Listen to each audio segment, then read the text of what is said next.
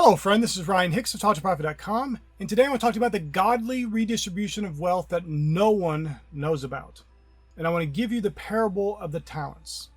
And in this parable, you're going to see something very interesting that I've never heard anyone even talk about. I've heard all kinds of different lessons on this parable, and they're great and beautiful, and there's a bunch you can pull from this. There's tons of wisdom here, but I've never heard anyone even talk about this. And it's very interesting. And I think you're going to really be blessed by this. And it's going to give you a little different approach to life, I think. And please understand, this video has nothing to do with the world's governments stealing from the rich to give to the poor, or taking from companies to redistribute the wealth to those who they think deserve it because they have less, or whatever the metric may be that they think taking money from this person over here and giving it to this person over here makes sense to them. This is not that. So don't run away thinking I'm talking about something like that, because that is not what we're talking about here. We're talking about something very different, and it's going to be a great revelation for you if you'll receive it. And so Matthew chapter 25, verse 14 to 30, this is Jesus speaking. This is the parable of the talents. You've probably heard it before, but you may not have heard it in this light. And Jesus says, "For the kingdom of heaven is as a man traveling into a far country, who called his own servants and delivered unto them his goods. And unto one he gave 5 talents, to another 2, and to another 1, to every man according to his several ability. And straightway took his journey. Then he that had received the 5 talents went and traded with the same, and made them other 5 talents. And likewise he that had received 2, he also gained other 2. But he that had received 1 went and digged in the earth, and hid his Lord's money. After a long time the Lord of those servants cometh, and reckoneth with them. And so he that hath received 5 talents came and brought forth other 5 talents, saying, Lord, thou deliverest unto me 5 talents. Behold, I have gained besides them 5 talents more. His Lord said unto him, Well done, thou good and faithful servant. Thou hast been faithful over a few things. I will make thee ruler over many things. Enter thou into the joy of thy Lord. He also that had received 2 talents came and said, Lord, thou deliverest unto me 2 talents. Behold, I have gained other 2 talents beside them. His Lord said unto him, Well done, good and faithful servant. Thou hast been faithful over a few things. I will make thee ruler over many things. Enter thou into the joy of thy Lord. Then he which had received the 1 talent came and said, Lord, I knew thee that thou art an hard man, reaping where thou hast not sown, and gathering where thou hast not strawed. And I was afraid, and went and hid thy talent in the earth. Lo, there thou hast that is thine. His Lord answered and said unto him, Thou wicked and slothful servant, thou knewest that I reap where I sowed not, and gather where I have not strawed. Thou oughtest therefore to have put my money to the exchangers, and then at my coming I should have received mine own with usury. Take therefore the talent from him, and give it unto him which hath 10 talents.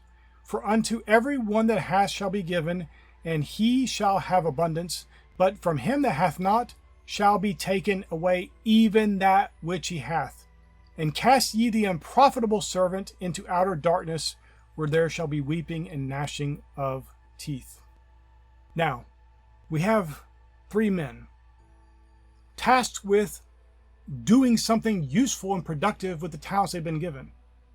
And it's also very interesting to note that the 2 servants that did the right thing, that doubled what their Lord had given them, their Lord says to them, Well done, good and faithful servant. Thou hast been faithful over a few things. So none of these men had a bunch. He says they were faithful over a few things. So the man with 5 talents and the man with 2 talents and the man with 1 talent, all of them were entrusted with a few things, with a limited amount of things. And they proved whether they were worthy of more. So the godly redistribution of wealth is to take it from that one person with the 1 talent that did nothing with it, just squandered it. At least he didn't go out and waste it and buy a bunch of stuff. But he didn't do anything with it. He didn't even try. He just buried it, and he's afraid and fearful and pathetic.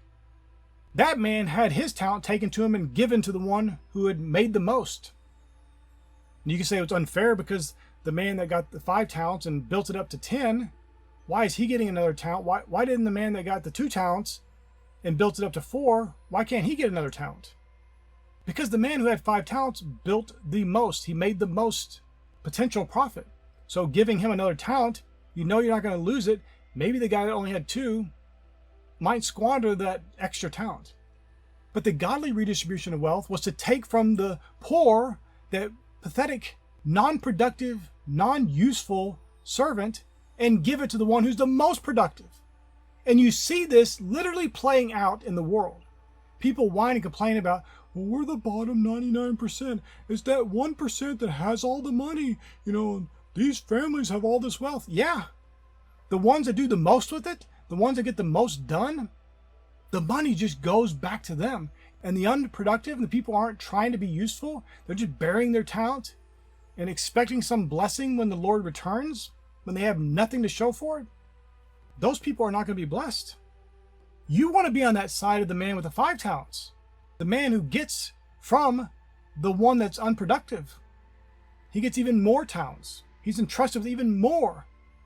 And the beautiful thing is in this part that people don't understand, where Jesus said, for unto everyone that hath shall be given, and he shall have abundance. But from him that hath not shall be taken away even that which he hath. That sounds so unfair to average people. Oh, but he doesn't have a lot. You shouldn't take from him. No, he's untrustworthy. The reason he doesn't have a lot is because he's untrustworthy. He is not a profitable servant. He goes and buries, or in many people's cases today, they waste it on fruitless endeavors. This man at least didn't do that. I'll give him that much credit. But he didn't do anything useful with it. It was basically not even worth giving it anything to him because he did nothing with it except to prove his own unworthiness. Maybe you don't have an abundance because you're not one of those ones that has been entrusted with something and has doubled it, has made something useful come from it. Listen, it didn't matter if it was 2 talents or 5 talents or 100 talents. Did you take what you've been given? Listen, that man who had 1 talent, if he had doubled it or even got a little bit more, his Lord would have been pleased with him and would have blessed him. But he didn't. There are many poor people who do. They have very little. They have 1 talent at best. And they go and make the best of it and become massively successful and get an abundance. And they start getting at the top of the hierarchy and start getting entrusted with a lot of talents. And all those people on the bottom that are burying their talents and being afraid, that money just going right to him because he's been trustworthy. He's been proven trusted and reliable and faithful and productive. So people want to babble about redistribution of wealth. No, the government shouldn't have any part in that. You want redistribution of wealth, take it from those who aren't doing anything with their money. They aren't doing anything with their talents. They're just wasting their life away, and give it to the ones who are doing the most. Oh, I know it's going to rub people the wrong way. I know people aren't going to like that. But that's all right. You don't have to like it, but you know it's true. You know there's no use in giving to people who aren't doing anything. They're not making any efforts. They're just sitting back in fear. What a pathetic state to be in. Your Lord entrusts you with a talent. Maybe it's not a lot, but just 1. And all you do is bury it and be afraid. And you talk bad about your Lord. Well, you know, I knew you were a hard man. If you knew he was a hard man, you really believe that, why wouldn't you do something? The other servants did. Why do you ask one of the other servants, what did you do? How did you turn your 5 talents into 10 talents? Can you help me? They would have helped. Because I have in my own experience, people ask me stuff and I help them. They're like, why are you helping me so much? I want to help. I want to be a blessing. I know if that man had went to one of the servants, the servant with the 2 talents, or the servant with the 5 talents, and asked them how they were doubling their talents, they would have told him. He didn't even do that. He just buried it and was afraid. And then he's speaking evil of his Lord like his Lord was the problem. Oh, he's a hard man. He's the problem. Not me doing nothing with my talents. Not me doing nothing with the money I've been entrusted with and I am a bad steward of. My friend, you want to be that person that shall have an abundance, as the scripture says, as Jesus spoke here? Start being faithful in the talents you've been given. Start being faithful in the money you've been given. How many people have been entrusted with money and they're not giving anything? Are you actually giving to useful causes that bless the world? Are you taking of your literal talent, not the money talent being discussed in this parable, and doing things productive with it? Or are you just waiting for the right time, squandering it, burying it, being afraid, blaming your Lord because you don't have enough talents? Well, I would do more, but I don't have 5 talents. I only have 1. So, I'm just not going to do anything at all. My friend, take what you have, whatever it is, money, physical talent, spiritual talent, mental talent, whatever. Take what you have and run with it. Be productive, be useful, add value to the world, do more good in the world, and watch as you get flooded with an abundance in all things. And you'll notice something interesting happen. You'll get more abilities, more capacity to do even more. And at some point, it just becomes like a snowball going downhill. It's just accumulating more and more and more and more and more and more and more. You are blessed and abundant, and the little bit that these people have that are doing nothing with their lives, it just starts flowing to you too. You just start getting more and more blessed, and you're that person, as Jesus said, that shall have abundance. My friend, I pray this is a blessing for you. May God bless you richly.